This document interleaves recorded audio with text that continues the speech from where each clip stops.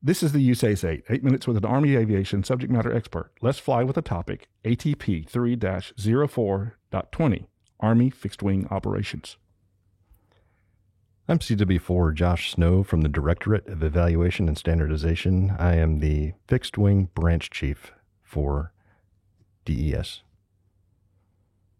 Why does the Army need a publication for fixed wing aircraft? This is actually the only aviation doctrine that covers fixed wing operations. Prior to this, the only other document that was out there was the TC 2-19.13, and that covers Aerial Exploitation Battalion and Aerial Reconnaissance Battalion intelligence operations from a military intelligence perspective. Because it's such a small community, there is nowhere else to find information unless you know someone who flies fixed wing. So if you don't know a fixed wing pilot or someone in a unit that has fixed wing aircraft, there would be no other resource for you to gain more information about Army fixed wing operations.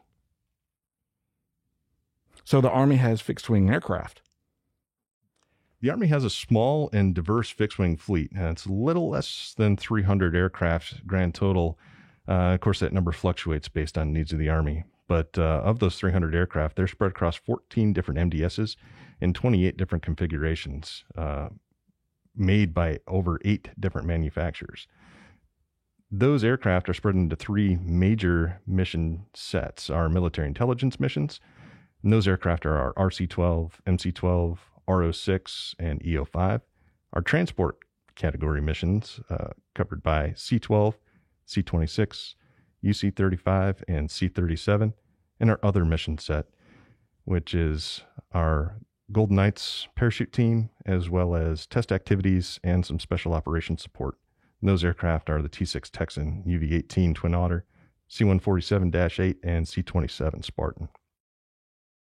Those mission sets are spread across all 3 compos. Compo 1 primarily conducts military intelligence and transport missions. Compo 2 is our operational support airlift, or OSA, and Compo 3 has a transport and OSA mission as well. What drove the creation of the ATP? This publication came about because a need was identified to produce Army fixed-wing doctrine that covers the basics of missions performed by fixed-wing units in an unclassified environment. Prior to this, there was a large gap in knowledge about fixed-wing operations that could be passed on to combatant commanders. How was this publication developed, and was input from the field considered?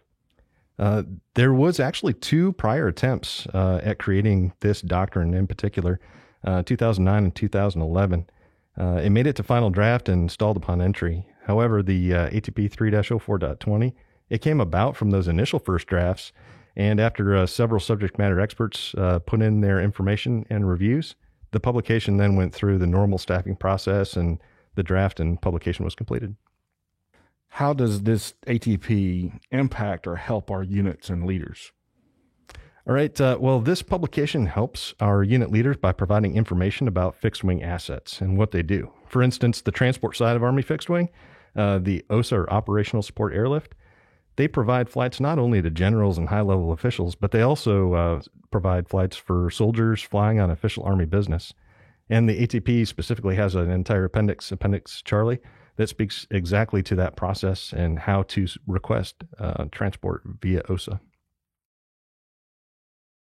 How can or how will this ATP evolve, and how can the field provide input? All right. Well, the field can provide input to the next version of the ATP that is scheduled for revision in 3 years, as per the Army Publishing Directorate guidelines.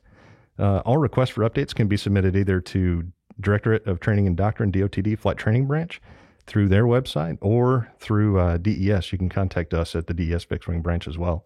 And that process is simply submitting of a 2028 with your recommendation. And if it's a valid recommendation, then it'll be applied to the next cycle. And there's certainly no need to wait 3 years to make that recommendation. You can make that recommendation as soon as you see an error or an omission or have a recommended change. What is the most important takeaway for professional Army aviators and leaders? The most important takeaway is that Army fixed-wing roles and functions within the full spectrum of military operations, including examples of possible command relationships and commanders' key planning considerations at operational and tactical levels of war. Thank you for listening to this episode of the USACE 8, brought to you by the United States Army Aviation Center of Excellence.